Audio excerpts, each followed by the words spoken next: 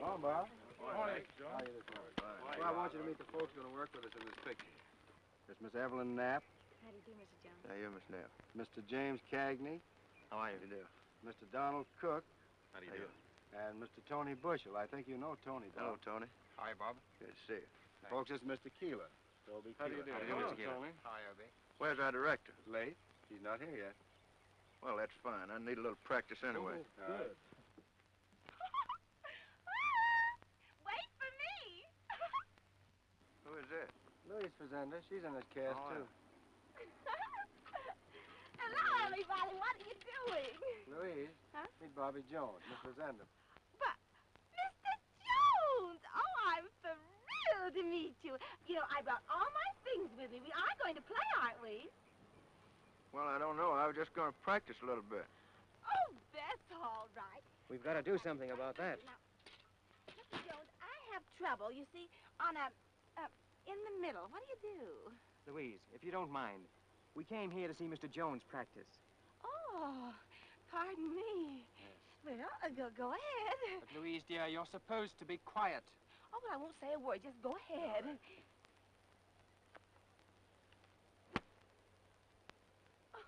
Oh, I hit another one. Hit anything.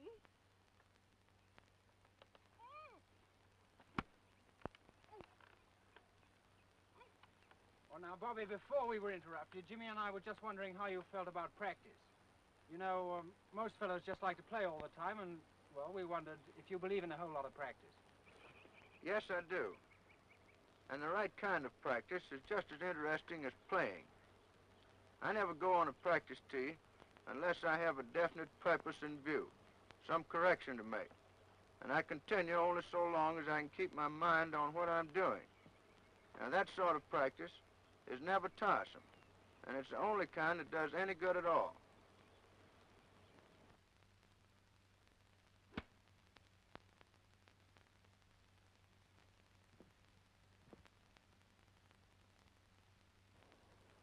Mr. Jones, I noticed when you played that mashing niblick shot that the ball broke from right to left, had a little hook on it.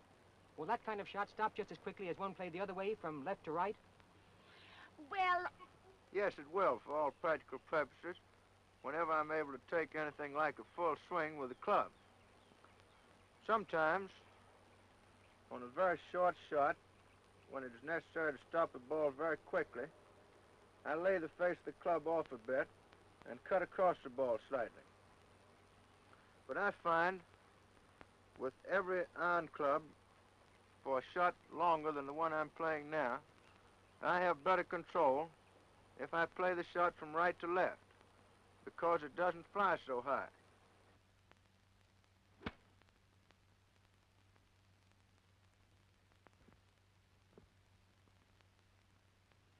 Oh, Bob, you said just now that when you go out to practice, you always have a definite purpose in mind.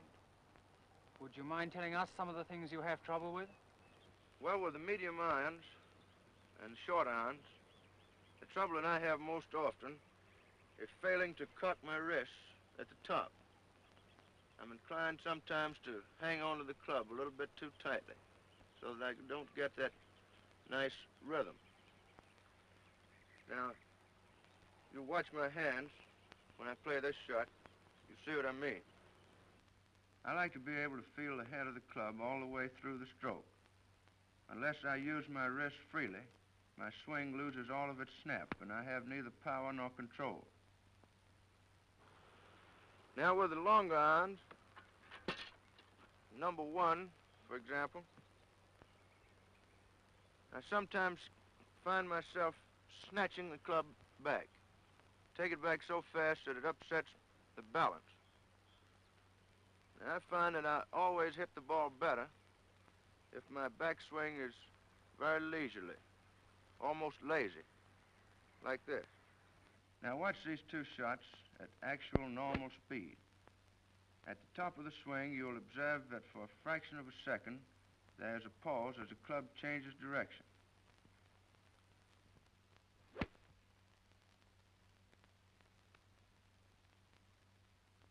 The same swing in slow motion shows how a slow backswing lessens the danger of starting downward too quickly. It is very necessary for the player to be perfectly balanced when he starts hitting.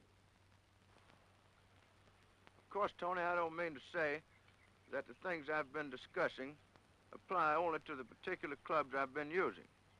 I'm simply trying to show you where these faults are most likely to crop up in my own game. Now, whenever I find myself hooking badly with a wood club, spoon, I can usually trace the trouble to my left side. I find it resisting the stroke instead of actually leading it through the ball, like this. In this swing, a turn of the hips is free and ahead of the rest of the stroke. Whenever the left hip locks itself or refuses to move out of the way, it keeps the left side and arm from pulling through as they should. I like to feel that I'm hitting a backhand blow, with the right hand catching up with the left only at impact. Mr. Jones, I notice that your backswing is very long. Do you think there's any danger for the average player in swinging back too far? No, I don't. I think the average golfer would be far better off if he would forget all about overswinging.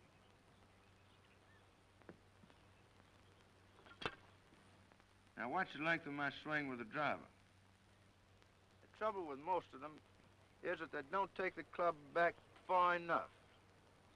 Now, I like the backswing to be long enough so that I have plenty of time to get speed on the club head before it meets the ball, without giving me any tendency to jump at it. When I go out for length, I swing the club back well beyond the horizontal. I like to let the backswing go just as far as it can go comfortably. The full turn of the hips and the elevation of the hands give me full command of all the power I possess, and I have plenty of time to reach full speed by the time I hit the ball. If my backswing was shorter, I should find it more of an effort to strike with the same force. Hey, Bob, the gang here have been wondering why you sort of cock your head to one side and seem to look at the ball out of your left eye. Is there any particular reason for that? Well, Ike, that's the thing that I've done naturally all my life. I don't look at the ball with either my left eye or my right eye. I don't stare at any particular spot on it. I'm merely conscious of its location. I think that the position of my head is more important than any consideration of the left eye. Because if you'll notice my swing, when I hit the ball, my head is back this way. I simply find it easier to swing the club with my head in that position. Morning, everybody. Good morning, Mr. Morrison. Sorry to be late. Well, let's go to work. All right, what's the first setup? Long shot with Bob on the front of the tee there, figuring for the driver. Okay. Yep. All right, Tony. Let's go, boys. Work's over here. All right, Charlie. Mr. Marshall, I didn't have time to get my breakfast. Shall I get it now? Well, you better wait till George. a while. Minute.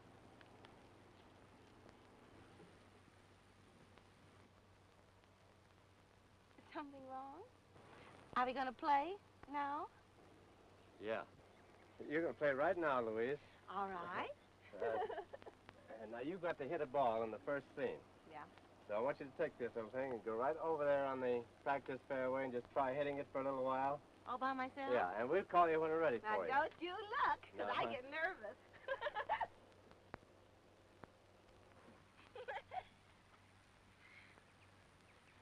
Ah, don't it look lonesome all by itself? Now, don't look now. Hopeless. Ooh, ooh. It's my hips again. My hips. I'm sorry, Bob. I thought Louise knew something about the game. You don't mean golf, do you? No cracks. There. Sorry, but We have to go get new stories. Where y'all going? Are we gonna play anymore? Oh, Mr. Jones! Watch for the next episode, A Round of Golf, in the Bobby Jones series, How I Play Golf, coming to your theater soon.